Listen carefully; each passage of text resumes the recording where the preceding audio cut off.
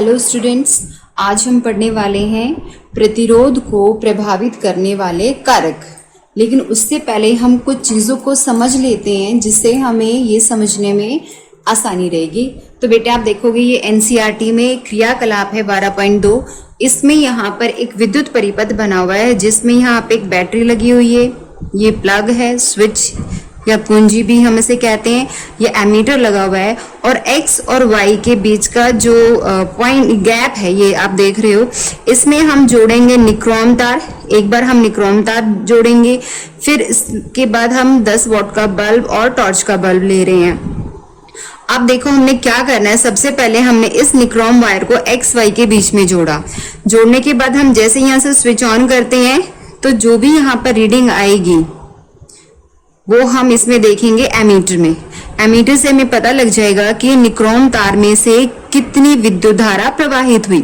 Second condition में हम क्या करेंगे, निक्रोम तार को हटाया और हमने ये 10 वॉट का बल्ब लगा दिया। अब हम यहाँ फिर से एमीटर में रीडिंग देखेंगे तो हमें पता लग जाएगा कि अब कितनी विद्युत धारा प्रवाहित हुई है। थर्ड कंडीशन में हम टॉर्च का बल्ब लगाएंगे और फिर एमीटर में रीडिंग देखेंगे। तो जब हम ये एमीटर का पाठ्यांक मीन्स जो रीडिंग है वो हम लेते हैं तो ये हम ऑब्जर्व करेंगे कि जितने भी ये अवयव हमने जोड़े हैं हर अवयव से समान विद्युत धारा प्रवाहित नहीं होती। कुछ अवयव ऐसे हैं जिनमें से विद्युत धारा आसानी से प्रवाहित होती है, कुछ ऐसे हैं जिनमें से विद्युत धारा का मान कम है और कुछ तो ऐसे हैं अगर हम इस वायर के गैप में रबड़ लगा दें, ठीक है, इरेजर या रबड़ लगा दें तो आप देखोगे यहाँ पे रीडिंग बहुत ही नेग्लिजिबल होगी, ना के बराबर होगी, इसमें से करंट प्रवाहित ही नहीं होगा।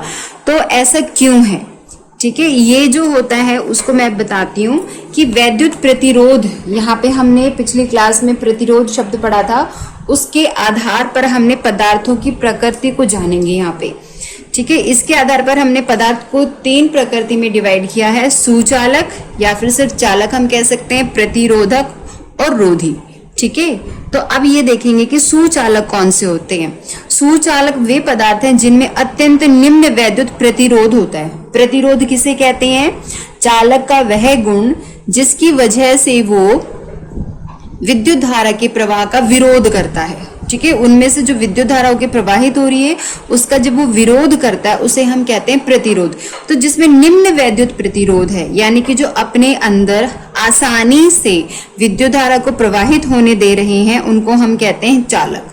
तो यहाँ पे 2 चीजें ध्यान रखनी है, जो चालक या सुचालक होते हैं उनमें से विद्युत धारा का प्रवाह आसानी से हो जाता है और दूसरा उनमें जो वैद्युत प्रतिरोध होता है वो निम्न होता है, ठीक है। जो विद्युत प्रतिरोध लगता है उनके अंदर वो निम्न है।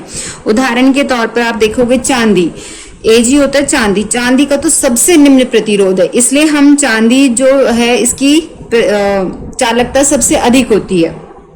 सेकंड नंबर पे कॉपर, इसीलिए जो कॉपर है, जो तांबा होता है उसको हम वायर्स में यूज करते हैं। आपने देखा होगा बिजली के जो तार होते हैं अगर आप उनको छील कर देखोगे तो अंदर से ब्राउन कलर का जो है आपको कॉपर का वायर नजर आएगा। तो सिल्वर के बाद सेकंड नंबर पे यही है। सिल्वर हम इसलिए नहीं यूज करते भी, देखो चांदी बहुत महंगा होता है, तारों में अगर चांदी यूज होने लगा तो इतना अवेलेबिलिटी भी इसकी नहीं है, इसलिए कॉपर के वायर हम बनाते हैं। नेक्स्ट है एल्यूमिनियम। तो ये सारे जो धातु हैं ये कैसे हैं, चालक हैं। और ये चालक क्यों है, क्योंकि इनका प्रतिरोध निम्न है। प्रतिरोध निम्न है तो इनमें से विद्युत धारा आसानी से प्रवाहित हो जाती है। सेकंड कैटेगरी जो पदार्थ की वो है प्रतिरोधक। प्रतिरोधक कौन से होते हैं, जिनमें अपेक्षाकृत उच्च वैद्युत प्रतिरोध होता है, इनमें प्रतिरोध अधिक है, उच्च है, इनका प्रतिरोध कैसा है, उच्च है, इसीलिए ये अपने अंदर से विद्युत धारा के प्रवाह को कम कर देते हैं। बहुत ही कम इनमें से विद्युत धारा प्रवाहित हो पाती है, एकदम मंद गति से इसमें इलेक्ट्रॉन जो है वो गति कर पाते हैं, ठीक है। तो इसका उदाहरण है निक्रोम। निक्रोम एक मिश्र धातु है। मैग्नीन और कॉन्स्टेंटम ये सारी ही मिश्र धातु हैं। तो इससे हमें ये भी पता लगता है कि धातुओं की तुलना में मिश्र धातुओं में प्रतिरोध अधिक होता है, उच्च होता है, और इसीलिए हम इनको जो तापन अवयव होते हैं, जैसे आपने हीटर देखा होगा तो जो हीटर की कॉइल है जो जलती है रेड कलर की होके और ऊष्मा उत्पन्न करती है वो इन वायर्स की बनी होती है, निक्रोम की बनी होती है, क्योंकि इसमें प्रतिरोधकता अधिक है, ठीक है। और लास्ट है रोधी। इन्हें हम हीन चालक भी कह सकते हैं, विद्युत रोधी भी कह सकते हैं, जो रोधी होते हैं इनमें असीम उच्च वैद्युत प्रतिरोध मीन्स अनलिमिटेड आप कह सकते हो, बहुत अधिक है। इनमें से विद्युत धारा प्रवाहित होती ही नहीं है, जैसे रबड़, लकड़ी, इसीलिए इनमें से हमें करंट भी नहीं लगता क्योंकि इनका जो प्रतिरोध है बहुत ही उच्च होता है। तो ये प्रकृति एक तरीके से हम डिसाइड करते हैं। अब इसको हम आगे कैसे यूज करेंगे वो हम देखते हैं, ठीक है। तो हमारा आज का मेन टॉपिक है चालक के प्रतिरोध प्रभावी कारक, यानी कि प्रतिरोध को कौन कौन से कारक प्रभावित करते हैं। तो ये भी हम एक एक्टिविटी से इसका निष्कर्ष निकालते हैं। हमने सेम वही सेटअप लगा रखा है, यहाँ पे पॉइंट एक्स और वाई हम मान लेते हैं। यहाँ पे सेल लगा हुआ है, आप बैटरी भी ले सकते हो, स्विच है, एमीटर है रीडिंग देखने के लिए, और ये गैप है। अब हमने क्या किया, 4 तरह की वायर ली। पहली वायर हमने ली निक्रोम, और इसकी सपोज मान लो लंबाई L है, और एक इसका अनुप्रस्थ काट होता है। ये भी मैं तुम्हें समझाऊंगी क्या होता है, एरिया ऑफ क्रॉस सेक्शन। ये एक L लंबाई का हमने निक्रोम लिया। सेकेंड कंडीशन में हमने क्या लिया, जो इसकी लंबाई L थी, निक्रोम का वही तार है, area of cross section same है, पर इसकी लंबाई को हमने दुगना कर दिया, यानी कि इसकी लंबाई 2L हो गई। ये हमने दुगना कर दिया। थर्ड कंडीशन में हमने क्या किया, लंबाई तो सेम रखी, लेकिन जो इसका अनुप्रस्थ काट था उसको हमने डबल कर दिया, ये 2A हो गया। और फोर्थ कंडीशन में हमने तांबे का तार लिया। पहली तीनों कंडीशन में निक्रोम का तार था और चौथी कंडीशन में तांबे का तार था। अब हमने क्या किया, एक एक करके इन वायर्स को इनके बीच में लगाया और इसमें एमीटर में रीडिंग को नोट कर लिया, पाठ्यांक को नोट कर लिया। फिर सेकंड को लगाया, थर्ड को लगाया, फोर्थ को लगाया। अब इस एक्टिविटी के बेसिस पे, इस क्रियाकलाप के बेसिस पर हमें पता चला कि जो वैद्युत प्रतिरोध है वो 4 कारकों पर निर्भर है। और वो 4 कारक कौन कौन से हैं, चालक की लंबाई, पहला है चालक की लंबाई, दूसरा है चालक के अनुप्रस्थ काट का क्षेत्रफल। देखो लंबाई तो आपको पता है, सिंपल सी जो लंबाई होती है वो हम लेंथ मान लेते हैं। अनुप्रस्थ काट क्या होता है ये मैं आपको समझाती हूँ।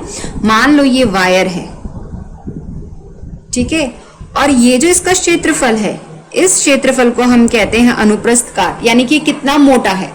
जो इसकी मोटाई आप देख रहे हो ये अनुप्रस्थ काट कहलाता है, और इसको हम लिखते हैं A से, क्योंकि इसे इंग्लिश में हम कहते हैं एरिया ऑफ क्रॉस सेक्शन। एक दूसरा वायर है, सेम लंबाई है लेकिन वो थोड़ा इससे ज्यादा मोटा है, ठीक है, ये हो गया दूसरा वायर। तो ये इसका अनुप्रस्थ काट है, दोनों का अनुप्रस्थ काट क्या डिफरेंस है। यानी कि जो पाइप आप देख रहे हो, अंदर का जो गैप है, अंदर का जो ये आयतन एक तरीके से जो घेर रहा है, इसको हम बोलते हैं अनुप्रस्थ काट का क्षेत्रफल।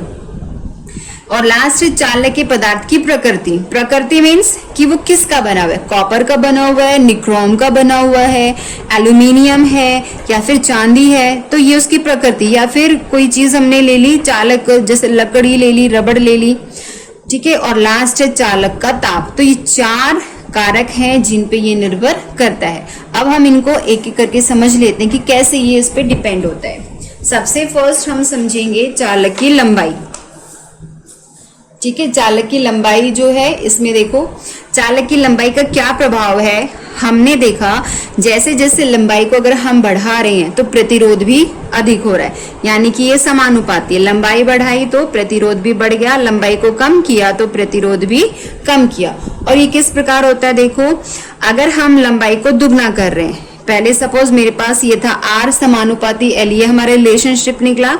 अगर हमने लंबाई को दुगना कर दिया तो जो प्रतिरोध है वो भी कैसा हो जाएगा, दुगना हो जाएगा। अगर हम लंबाई को आधा कर रहे हैं, लंबाई जो है इसको हाफ कर दिया, तो प्रतिरोध कैसा हो जाएगा, आधा हो जाएगा। यानी कि लंबे तार में अधिक प्रतिरोध होता है और छोटे तार में कम प्रतिरोध होता है। एक छोटा सा एग्जाम्पल मैं आपको बताना चाहूंगी।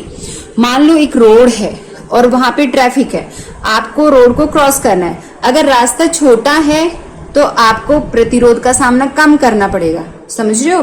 रास्ते में जो रुकावटें आ रही हैं, अगर छोटा रास्ता है तो रुकावटें कम होंगी, जितना लंबा रास्ता होगा रुकावटें उतनी ही ज्यादा होंगी। तो सेम चीज यहाँ पर है, अगर तार लंबा है तो प्रतिरोध अधिक है और अगर तार छोटा है तो प्रतिरोध कम है, क्योंकि ये समानुपाती होते हैं। आई होप ये क्लियर हो गया होगा। सेकेंड है चालक के अनुप्रस्थ काट का क्षेत्रफल। अभी मैंने बताया था अनुप्रस्थ काट क्या होता है। मान लो 2 वायर हमने लिए, ये इसका क्षेत्रफल है, ठीक है, ये कहलाएगा अनुप्रस्थ काट का क्षेत्रफल। यानी कि ये वाला एरिया जिसमें से इलेक्ट्रॉन्स ने होके गुजरना है। विद्युत धारा क्या होती है, इलेक्ट्रॉन्स होते हैं, मूविंग इलेक्ट्रॉन्स जो होते हैं प्रवाहित होने वाले, ठीक है। अब ये जो क्षेत्रफल है, सेम लेंथ का मैंने एक और वायर लिया जिसका अनुप्रस्थ काट इससे डबल कर दिया।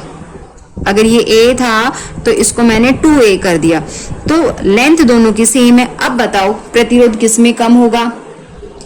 ऑब्वियसली सेकंड वाले में, क्योंकि चौड़ा हो गया रास्ता, ठीक है। यानी कि ये विपरीत है एक दूसरे के।